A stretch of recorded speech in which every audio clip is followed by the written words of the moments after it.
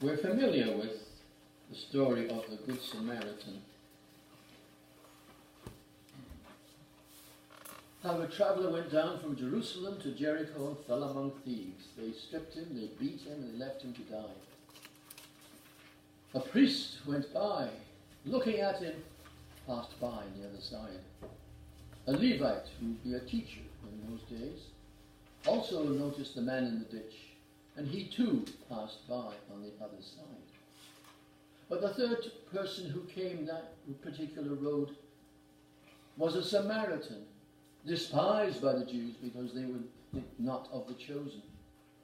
And he was the one who bound up the wounds of the man, took him to an inn, and told the innkeeper that if he owed him any more, after taking care of the traveller, that he would come back next time he was passing through and pay him. Well, the Samaritan must have had a good reputation amongst the innkeeper, as far as the innkeeper was concerned. And Jesus asked then, who is your neighbour? And of course the chap says, well, he who showed mercy to the man in the ditch. And Jesus would say, well, go thou do likewise.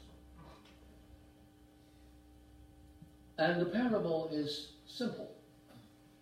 And this is a twist, a lemon twist, if you will, on the story of the Good Samaritan.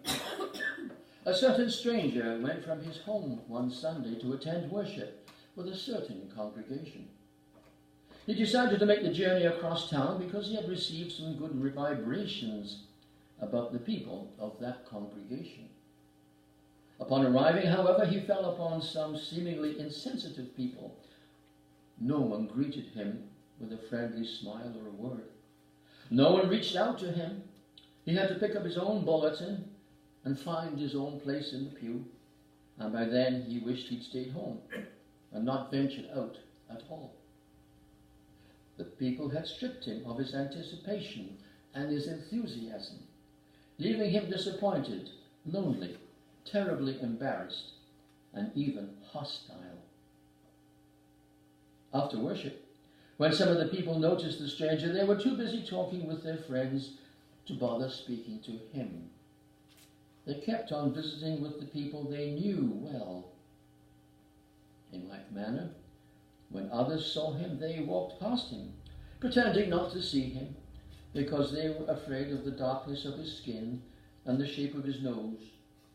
They did not appreciate the length of his hair and beard. They were repulsed by the unorthodox way that he dressed. So they too passed by on the other side.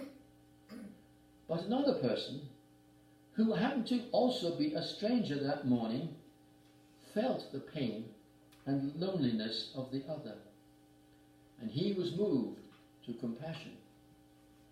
So he went over to his fellow worshipper, smiled broadly, reached out a strong hand, and spoke an appropriate word or two. He welcomed him to the celebration and offered a silent thanks for this new acquaintance.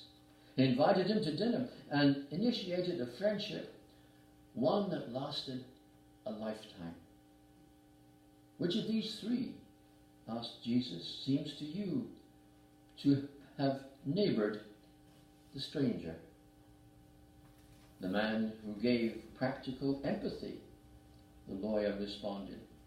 Then you give the same, said Jesus. There's a lot of truth in the old adage, never judge a book by its cover, or judge a person until you have walked a mile in his moccasins. By that time you're a mile away and you've got his moccasins. It is good to be reminded of our obligations as Christians then.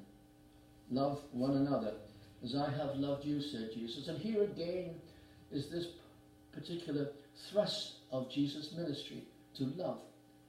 In the Old Testament, the poor worshippers and followers of God, Yahweh, Elohim, Jehovah, call them what you will, were bombarded with all kinds of rules and regulations besides the Ten Commandments. In the New Testament, Jesus comes to free them from all of this and say to them, all you have to do is to love God above all else and your neighbor as because you love yourself. The assumption being that you love yourself. Some folk are never really happy about anything. They always find things that they can criticize. How about praising a little bit? You go to the checkout at this department store and smile at the cashier, who maybe be very busy, and people are coming down with all their groceries and things like that, and she has to watch the till and has to watch the computer and has to watch the change, although these days you don't have to calculate the same way we used to, because you just push a button that says you got 10 cents change coming. Oh, okay, 10 cents change, that's it. But that doesn't stop you from saying, hey, how's the day and how are you doing? And try not to work too hard, you know, that kind of thing. Leave them with a smile, because that may make the difference in the day to somebody. So we have that responsibility then. And this is part of loving our neighbour. We don't have to embrace them all the time. We don't have to take them out for dinner or spend all kinds of money on them, just to have a pleasant response, a pleasant face, and say in a way that, hey, you know, we're on the same road together. We're traveling the same way together. Let's make it easy on each other and love each other in the sense of agape. We have the filial love between the parents and the children. We have the exotic love, erotic love between man and woman, etc., etc. But we have the agape, which is an unconditional love that God has for you, for me, for the guy driving down the car that just passed the church. Because we are one with him and he is one with us. And this is what we must push in this crazy world we live in, to care for others. We have to overlook the attitude of some people. Some folk are easy getting along with. Others, they find fault with everybody and everything. And I feel sorry for them. They must have a miserable life if you're going to be so critical. I know I have to put up with that with the dog. I speak to the dog and the wife speaks to me about the same way I spoke to the dog. I shouldn't speak to the dog that way. The dog looks at me and goes, I don't think he cares, quite frankly. But this is the thing that we have to do. And Reverend Curry in the wedding with Meghan and Harry there got a lot of the people sitting in the pews to sit up and take notice, because he spoke about the power of love. That love should transcend the economics, it should transcend the governments, it transcends the corporations. It's bigger than all of this. But we bow down to these organizations and to these things. And you can see the way the news operates. They control so many people. Every time you turn around, some company's buying up another company, getting bigger and bigger and bigger. I remember reading a science fiction story where they garnered all the water. This company had the water, and the only way you could get water is to pay them so much. They controlled all the water, and if you tried to get water on your own, you were prosecuted and sent to jail. I know it's maybe far-fetched, but at the same time, you never know. You never know. So we have to be careful. We just say, oh, it doesn't matter. In a couple of weeks, we're going to have to make a decision. Liberals, Conservatives, NDP, Green Party. Well, we've seen what's happened, and we have to make a decision. I'm not going to tell you which party to vote for, but I am going to tell you, get out and vote for somebody. See what happens. So all of these things is important, because we have that right as citizens to exercise our vote and pray while you're doing it. That we choose, I'm not being funny, but I say pray while you're doing it, because the direction of our country can be dependent upon things like that. What is important?